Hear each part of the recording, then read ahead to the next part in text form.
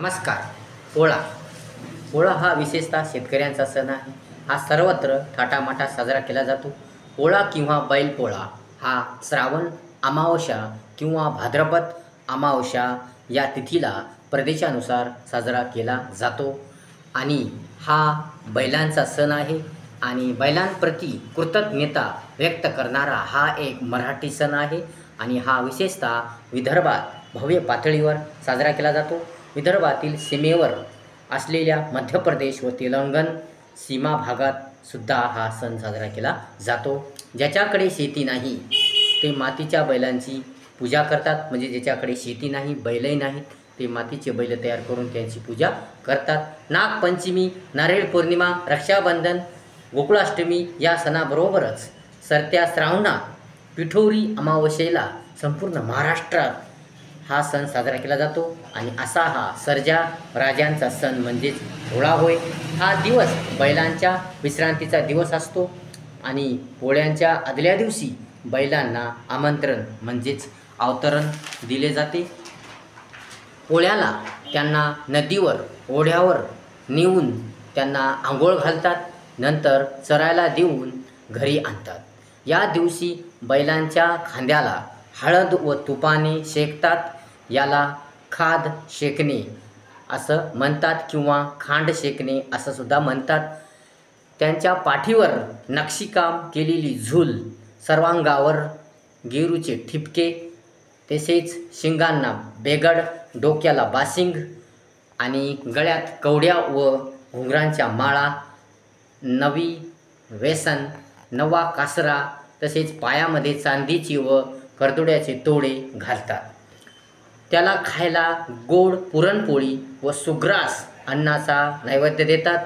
बैलांची निगा राखणाऱ्या बैलकरी घरगड्यास नवीन कपडे देण्यात येतात. या सणासाठी शेतकऱ्यात उत्साह असतो.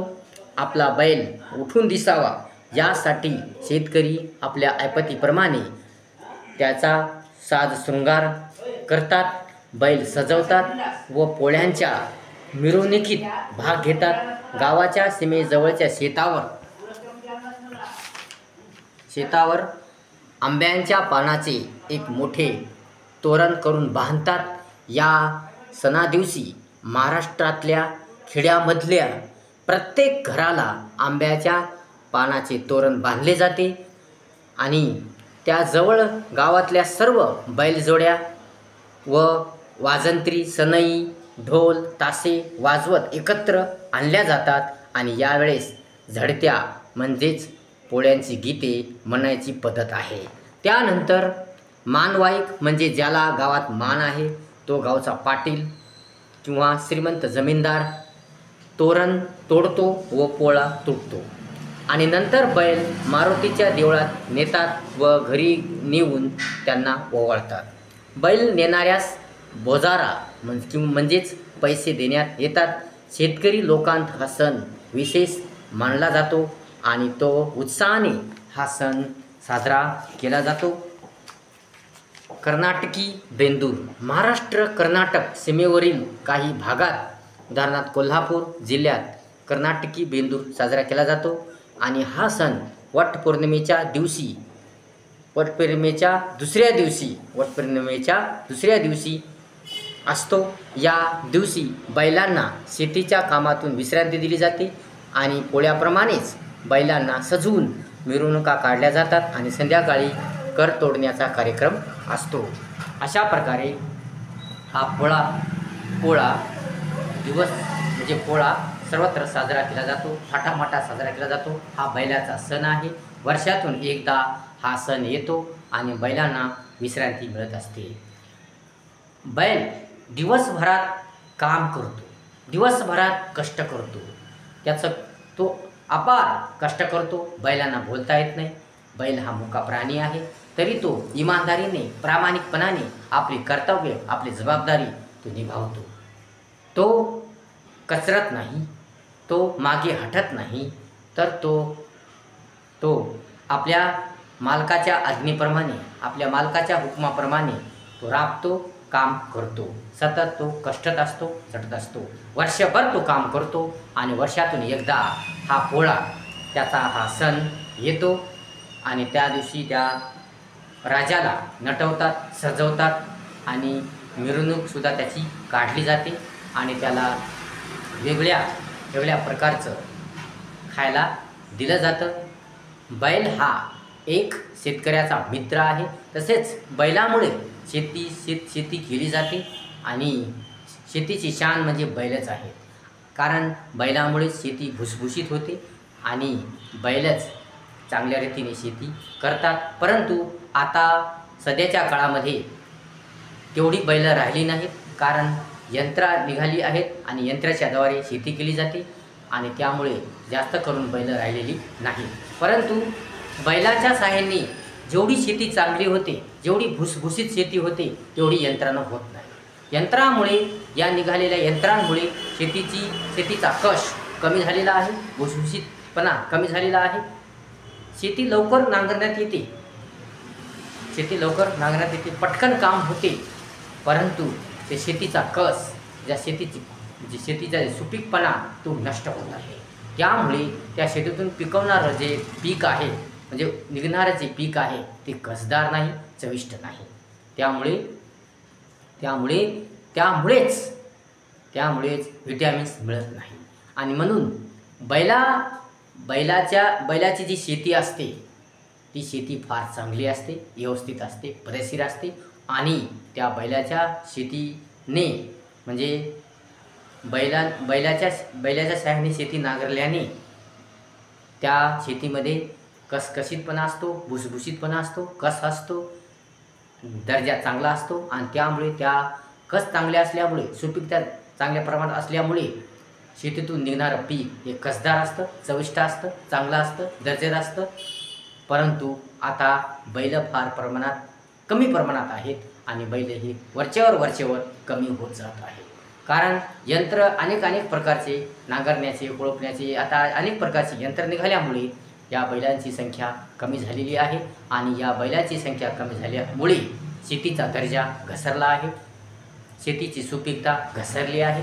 आणि त्यामुळेच शेतातून निघणारे पीक हे कसदार नाही, चविष्ट नाही, तसेच चांगलं नाही आणि त्याच्यात चव राहिलेली नाही. अशा प्रकारे शेतीची संख्या, तर शेती ही कमी होत आहे, पण त्या शेतीबरोबरच बैलांची संख्यासुद्धा कमी होत आहे.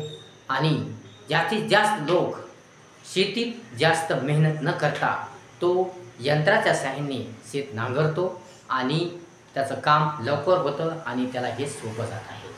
परंतु खरी शेती होते बैलाच्या सहाय्याने आणि खरी शेती बैलाच्या सहाय्याने जी शेती होते त्याच्यातच सुपीकपणा असतो, दर्जेदारपणा असतो आणि त्याच्यातच खरा कस असतो.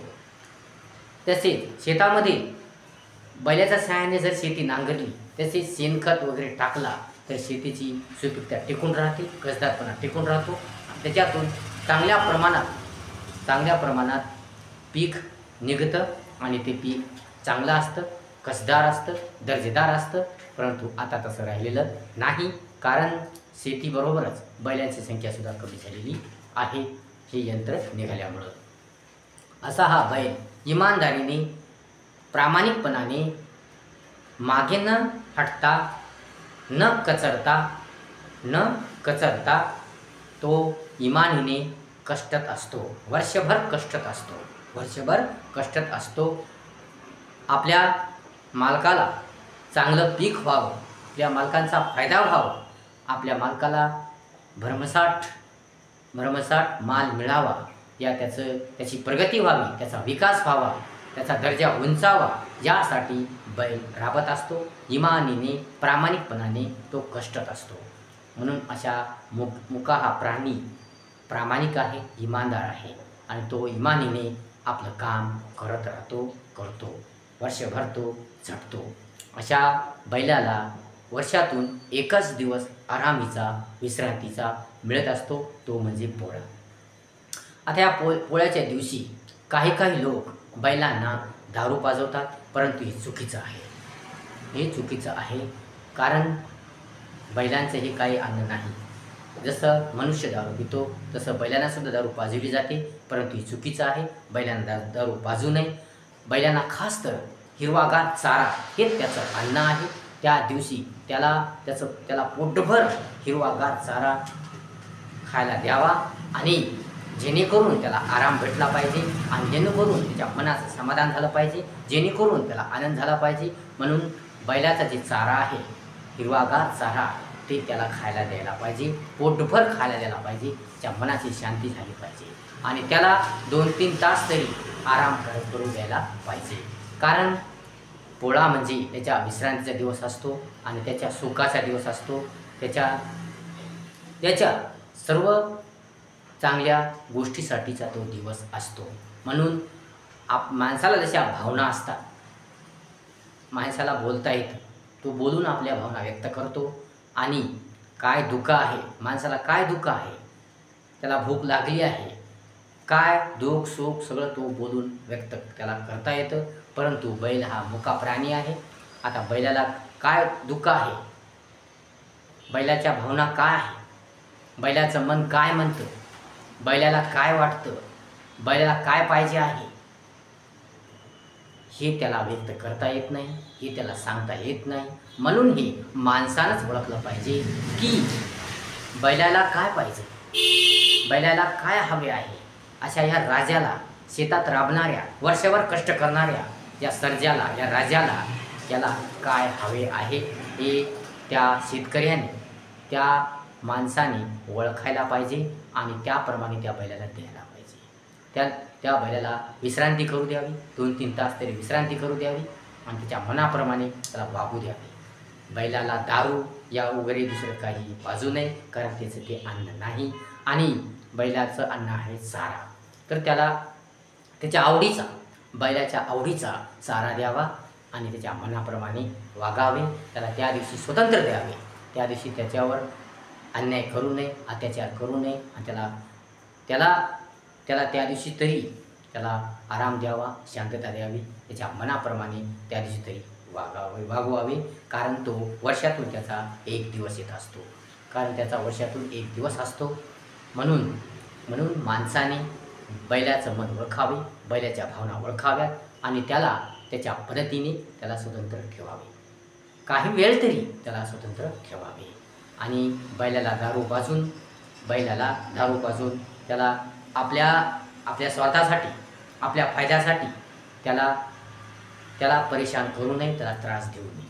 ते कष्टच झाले ना त्याची. तुम्ही मिरवणूक काढता, स्पर्धा लावता आणि त्या बैलाला दारू पाजून पळायला लावता.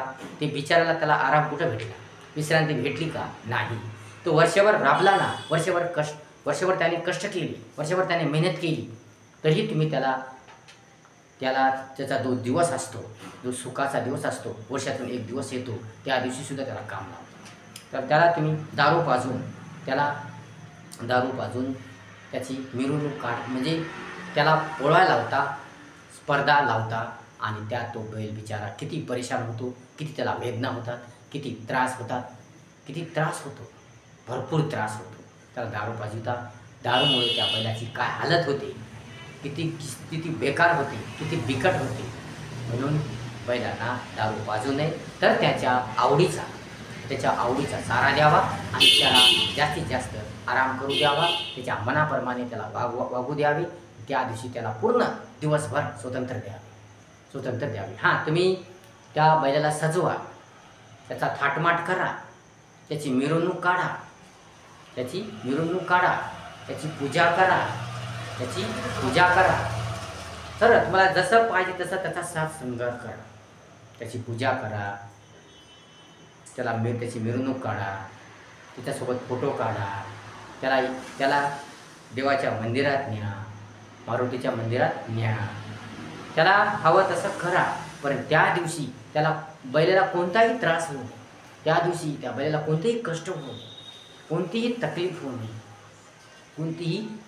नये, याची काळजी घेणे आवश्यक आहे, याची जबाबदारी घेणे आवश्यक आहे.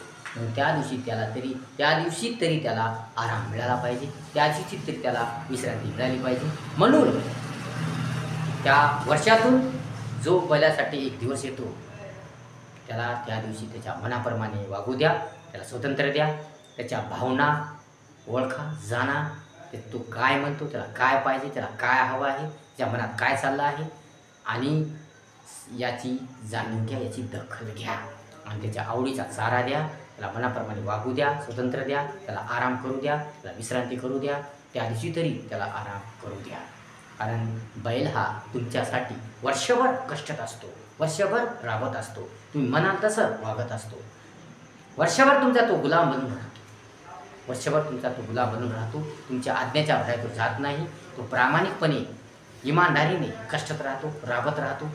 म्हणून त्याला वर्षातून येणाऱ्या या दिवशी तरी त्याला आराम करू द्या, त्याला विश्रांती करू द्या. कारण त्याचा सण आहे. ही तुमचा सण नाही, तरी हा बैलांचा सण आहे. हा पोळा म्हणजे खास करून हा त्यांचा सण आहे. म्हणून त्या दिवशी तरी त्याला आनंदात थाटामाटात राहू द्या. तुम्ही त्याला फिरवा ना, थाटामाटात फिरवा. त्याला जसं आपण फिरतो, आपण एन्जॉय करत फिरतो, आपण थाटामाटात फिरतो, तसं त्या बैलाला तुम्ही त्याची मिरवणूक काढा, त्याला फिरवा. परंतु त्याला दारू पाजून या काही वगैरे खाऊ घालून त्याला त्याची अवस्था बेकार करू नका, त्याची बेकार हालत करू नका. आणि या दिवशी तरी त्याला आराम करू द्या, त्याला विश्रांती करू द्या. त्याचं मन ओळखा, त्याच्या भावना ओळखा आणि त्याला या दिवशी तरी त्या मनाप्रमाणे वागू द्या, त्याला स्वातंत्र्य द्या. तर एक दिवस तरी त्याला स्वातंत्र्य द्या आणि त्याच्या आवडीचं अन्न त्या दिवशी त्याला खायला द्या. म्हणजे त्याचा चारा जो आवडीचा अन्न असतो ते खायला द्या आणि पोटभर त्या दिवशी त्याला खायला द्या. जो जेवढं खाईल, जेवढं त्याला त्याची जेवढी भूक असेल तेवढी त्याला खाऊ द्या, आराम करू द्या आणि विश्रांती करू द्या. कारण तो वर्षभर तुमच्यासाठी राबत असतो, झटत असतो आणि त्याला वर्षातून एक दिवस मिळतो. म्हणून त्या दिवशी तरी त्याला आराम करू द्या, विश्रांती करू द्या. कारण त्याचा तो एक स्पेशल दिवस आहे, त्याचाच तो सण आहे. अशा प्रकारे पोळा हा सर्वत्र थाटामाटात साजरा केला जातो. हा एक बैलांचा विशेष सण आहे. हा मराठी सण बैलांसाठीच विशेष आहे आणि त्यांचाच हा सण आहे. हा महाराष्ट्रात सर्व ठिकाणी साजरा केला जातो, मोठ्या थाटामाटात साजरा केला जातो. शेतकरी ह्या मोठ्या प्रमाणात हा सण साजरा करतात आणि ज्याच्याकडे शेती नाही, त्याच्याकडे बैल नाही, ते मातीची बैल तयार करून त्यांची पूजा करतात. म्हणजे हा सर्वांचाच सण आहे. सर्व भारतीयांचा हा बैलपोळा हा सण आहे. सर्वजण थाटामाटात साजरा करतात. अशा प्रकारे आपण पोळ्याविषयी माहिती घेतली. व्हिडिओ आवडला असेल तर लाईक करा, शेअर करा, कमेंट्स करा आणि आपल्या चॅनलला सबस्क्राईब करायला विसरू नका. धन्यवाद.